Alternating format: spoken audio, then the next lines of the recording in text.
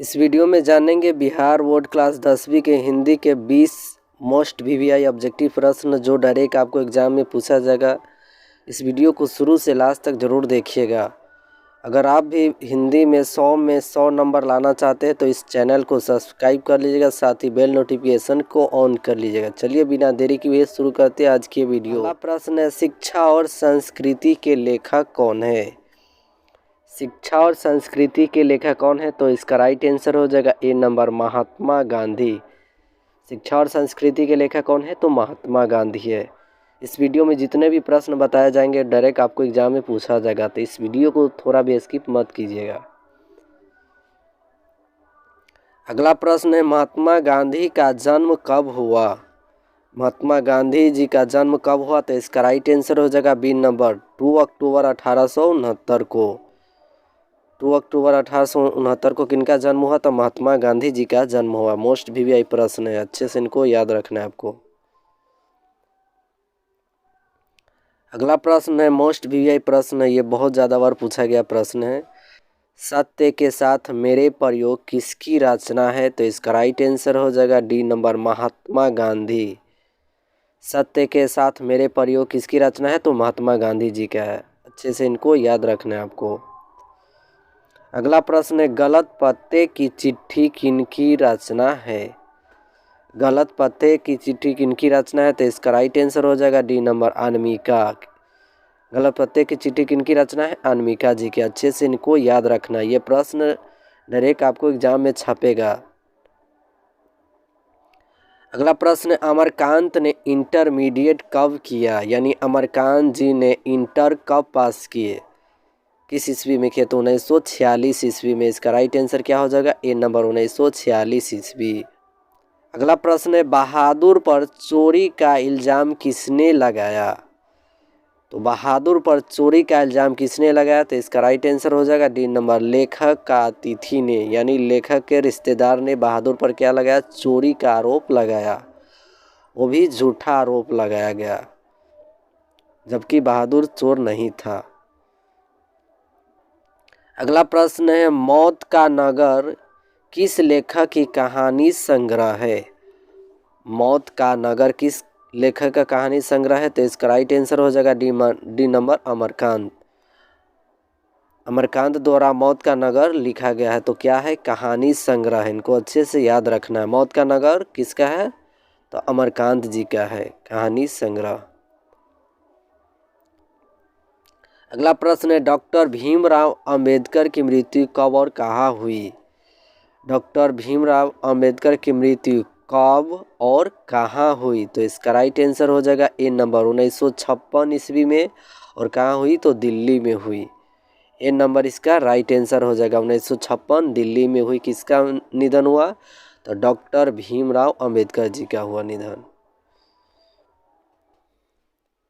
एक पतंग अनंत में किनकी रचना है? तो इसका राइट आंसर क्या हो जाएगा? डी नंबर, अशोक वाजपेयी जी का है। अगला प्रश्न है, रोन नदी कहाँ है? तो इसका राइट आंसर हो जाएगा ए नंबर, दक्षिण फ्रांस। दक्षिण फ्रांस में क्या है? तो रोन नदी है। अच्छे से इनको याद रखना है आपको। अगला प्रश्न है, पंत जी के पिताजी का नाम है? पंत जी के पिताजी का क्या नाम है? तो इसका राइट आंसर हो जाएगा ए नंबर, गंगादत्त। गंगादत्त किनके पिताजी का नाम है? तो पंत जी, यानी सुमित्रानंद पंत जी के पिताजी के नाम है। अगला प्रश्न है, पंत की मृत्यु कब हुई थी? पंत जी की मृत्यु कब हुई? तो 29 दिसंबर 1977 ईस्वी को हुई। अच्छे से इनको याद रखना है आपको। अगला प्रश्न है, मोस्ट वीवीआई प्रश्न है, सीता घर छोड़कर क्यों चली गई? तो इसका राइट आंसर हो जाएगा बी नंबर, 50 रुपया देने की बात सुनकर। 50 रुपया देने की बात सुनकर सीता क्या की? घर छोड़कर चली गई। ने सीता कितने कितने दिन एक लड़के के पास रहती थी? तो सीता के कितने लड़के थे? तो 3 लड़के थे। तीनों लड़के का नाम है कैलाश, नारायण, बिरजू। 3 लड़के हैं और तीनों लड़के ने फैसला किया कि एक एक माह माँ को रखना है। तो इसका राइट आंसर हो जाएगा ए नंबर, एक एक महीना। सीता कितने कितने दिन एक लड़के के पास रहती है, तो एक एक महीना रहती है। अच्छे से इनको याद रखना है आपको। अगला प्रश्न है, सुजाता का वास्तविक नाम क्या है? मोस्ट वीवीआई प्रश्न, इनको अच्छे से याद रखना है। सुजाता का वास्तविक नाम क्या है? तो इसका राइट आंसर हो जाएगा B number, S Rangarajan. S Rangarajan किसका वास्तविक नाम है? तो सुजाता जी का है। अच्छे से इनको याद रखना है। अगला प्रश्न है, सुजाता की लगभग कितनी कृतियां प्रकाशित हो चुकी है?